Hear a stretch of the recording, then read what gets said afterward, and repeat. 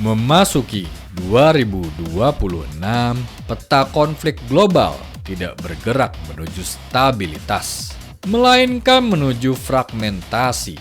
Intensitas kekerasan meningkat. Tetapi yang lebih penting adalah perubahan bentuknya. Perang semakin terdesentralisasi, berbasis drone, proksi, dan tekanan non-konvensional. Aktor negara dan non-negara sama-sama beroperasi di ruang abu-abu, memanfaatkan celah hukum internasional dan ambiguitas strategis. Dalam briefing ini, kita tidak membahas satu perang besar, melainkan beberapa titik api yang secara kolektif membentuk lanskap risiko global 2026. Momen ini krusial karena banyak konflik berada pada fase transisi. Belum menjadi perang terbuka, tetapi sudah melewati titik aman untuk dikelola secara rutin. Kita sedang memasuki fase di mana konflik datang bukan dalam bentuk perang besar, tetapi banyak gesekan kecil yang saling berhubungan. Masalahnya bukan lagi siapa yang pertama menembak, tetapi siapa yang salah membaca situasi. Di titik ini, kesalahan analisis dapat lebih berbahaya daripada niatan agresi. 2 dekade terakhir ditandai oleh asumsi bahwa konflik besar bisa dibatasi secara geografis. Asumsi itu mulai runtuh. Konflik hari ini bersifat saling terhubung melalui rantai pasok, energi, migrasi, dan persepsi keamanan. Yang kita lihat menjelang 2026 adalah akumulasi konflik menengah yang berjalan bersamaan. Tidak semuanya menyedot perhatian media global, tetapi hampir semuanya menggerus kapasitas negara, melemahkan institusi regional, dan memaksa kekuatan besar untuk menyebar fokusnya. Dunia tidak menuju satu perang dunia, melainkan banyak konflik dengan dampak global yang tumpang tindih. Aktor utama dalam lanskap ini terbagi menjadi 3 lapis. Pertama, negara besar dengan kepentingan sistemik. Amerika Serikat, Tiongkok, Rusia, dan Uni Eropa sebagai entitas keamanan kolektif. Kedua, negara regional yang berkonflik langsung atau menjadi medan proksi. Ukraina, Sudan, Venezuela, Thailand, Kamboja, negara-negara Sahel, dan Taiwan. Ketiga, aktor non-negara, milisi, kelompok insurgen, jaringan kriminal, dan perusahaan keamanan swasta. Kepentingan mereka berbeda-beda. Negara besar berupaya menjaga kredibilitas, aliansi, dan stabilitas sistem. Negara regional berfokus pada kelangsungan rezim, kontrol wilayah, dan legitimasi domestik. Aktor non-negara mencari ruang operasi, sumber daya, dan perlindungan politik. Ketegangan muncul ketika kepentingan jangka pendek aktor lokal bertabrakan dengan kepentingan jangka panjang aktor global. Dalam setiap konflik, yang penting bukan hanya siapa aktor-aktor yang terlibat, tetapi siapa pihak-pihak yang diuntungkan ketika konflik ini berlarut. Seringkali, aktor-aktor kecil dapat bergerak lebih cepat, sementara aktor global bertindak hati-hati dan penuh batasan. Disinilah friksi kekuasaan mulai terbentuk. Di Asia Tenggara Daratan, konflik perbatasan Thailand-Kamboja bukan sekedar sengketa garis bahas. Ia beroperasi melalui mekanisme politik domestik. Perubahan kepemimpinan, tekanan nasionalisme, dan militer yang ingin mempertahankan peran politik menciptakan insentif eskalasi terbatas. Tidak ada pihak yang menginginkan perang penuh, tetapi keduanya dihadapkan pada trade-off antara stabilitas internal dan konsesi simbolik. Di Amerika Latin, ketegangan Amerika Serikat dan Venezuela berjalan melalui tekanan maritim dan ekonomi. Operasi anti-narkotika menjadi kerangka legal untuk kehadiran militer, sementara penyitaan kapal dan tekanan energi menjadi alat negosiasi paksa. Hambatan utamanya adalah risiko legitimasi internasional dan reaksi kawasan. Washington tidak bebas bertindak karena sensitivitas Amerika Latin terhadap intervensi, sementara Caracas dibatasi oleh kondisi ekonomi dan fragmentasi elit. Di Eropa, perang Ukraina telah bergeser dari fase kejutan ke fase kelelahan strategis.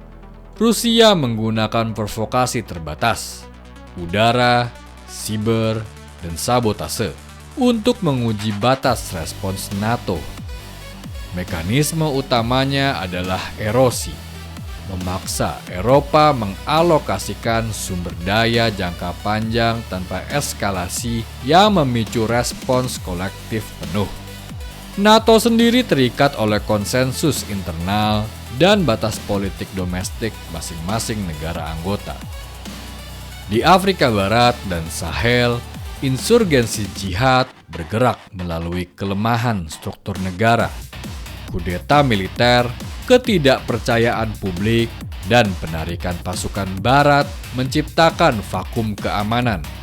Kelompok bersenjata tidak perlu menang secara militer, cukup mengganggu, menguasai jalur logistik, dan melemahkan legitimasi negara. Negara-negara pesisir kini menghadapi dilema antara stabilitas ekonomi dan eskalasi keamanan. Sudan menunjukkan mekanisme konflik internal yang murni berbasis kekuasaan. RSF dan SAF tidak bernegosiasi untuk negara, melainkan untuk dominasi. Tidak ada struktur insentif yang mendorong kompromi cepat. Mediasi internasional terhambat karena tidak ada aktor yang memiliki leverage penuh. Sementara kedua pihak masih melihat keuntungan dari kontrol teritorial parsial. Di Selat Taiwan, mekanisme yang bekerja adalah tekanan bertahap. Tiongkok tidak perlu invasi untuk mengubah status quo. Latihan militer besar, pengerahan angkatan laut, dan opsi blokade menciptakan ketidakpastian ekonomi dan psikologis. Amerika Serikat mempertahankan ambiguitas strategis, tetapi ambiguitas ini menjadi constraint. Cukup untuk mencegah, tetapi tidak cukup untuk menenangkan pasar dan sekutu. Tidak ada aktor yang benar-benar bebas bertindak. Setiap keputusan politik dipengaruhi politik domestik, aliansi, dan risiko eskalasi yang tidak terkendali. Banyak di antara konflik tersebut yang terlihat menggantung, tapi justru itulah konflik-konflik yang paling berbahaya. Risiko utama dari seluruh konflik ini adalah salah kalkulasi. Banyak aktor beroperasi di bawah asumsi eskalasi terkendali.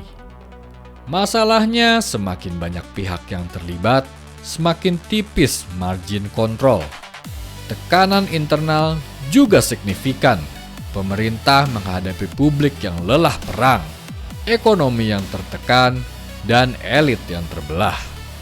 Batas gerak muncul dari anggaran, legitimasi, dan aliansi. Tidak ada aktor besar yang benar-benar bebas bertindak. Bahkan kekuatan militer terbesar pun terikat oleh politik domestik dan reputasi global. Secara regional, konflik-konflik ini menghambat integrasi ekonomi dan keamanan. Jalur perdagangan terganggu, premi resiko meningkat, dan investasi tertahan. Secara global, dampaknya terasa pada energi, pangan, dan rantai pasok strategis. Ketidakpastian menjadi norma, bukan pengecualian.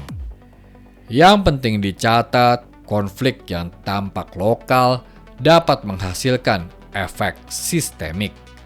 Sudan mempengaruhi Laut Merah, Ukraina mempengaruhi energi Eropa, Taiwan mempengaruhi semikonduktor global, Sahel mempengaruhi migrasi dan keamanan Eropa Selatan. Konflik hari ini jarang hanya terjadi di satu wilayah. Gangguan kecil di satu titik dapat merambat ke pangan, energi, dan rantai pasok global. Dunia sekarang ini bekerja dengan sistem yang jauh lebih rapuh daripada yang terlihat. Bagi Indonesia, implikasinya tidak bersifat militer langsung, tetapi struktural.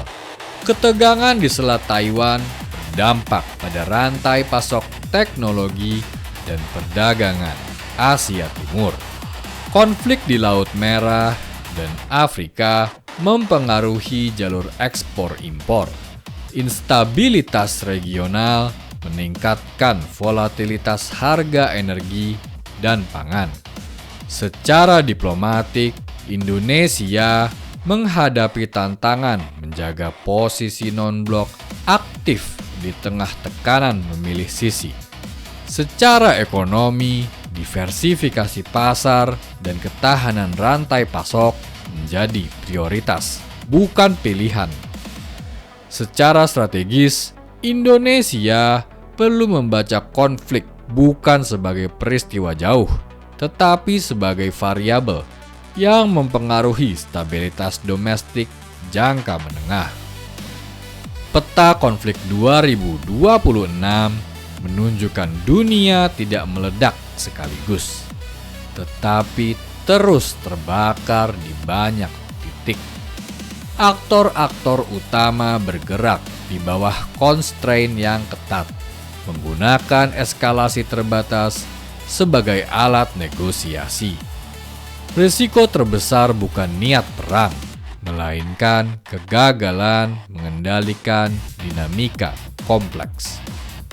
Bagi pengamat dan pembuat kebijakan, fokusnya bukan siapa menang atau kalah, tetapi bagaimana konflik-konflik ini saling berinteraksi dan membentuk lingkungan strategis baru. Tahun 2026 ini bukan soal perang besar, tetapi akumulasi konflik yang saling menekan. Yang paling diuntungkan bukan siapa yang paling kuat, tetapi siapa yang paling mampu membaca batasan. Karena kekuasaan selalu berubah, namun hukumnya tetap sama.